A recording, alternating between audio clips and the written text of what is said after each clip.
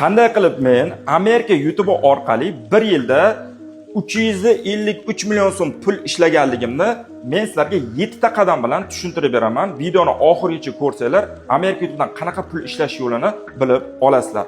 Xo'p, birinchi qiladigan ishingiz Amerika YouTube kanalida to'g'ri ochishingiz kerak. Ikkinchi qiladigan ishingiz mana shu Amerika YouTube kanalingizda pul ishlaydigan qilib to'g'ri sozlashingiz kerak. Uchinchi qiladigan ishingiz siz mana shu Amerika YouTube uchun to'g'ri pul ishlaydigan yo'nalish tanlashingiz kerak, chunki hamma yo'nalish ham video qilganingiz bilan pul beravermaydi. To'rtinchi qiladigan ishingiz mana shu yo'nalish bo'yicha to'g'ri videolar yaratishni bilishingiz kerak. Beshinchi qiladigan ishingiz siz mana shu videoni YouTube kanaliga to'g'ri yuklashni va to'g'ri vaqtda chiqarishni bilishingiz kerak.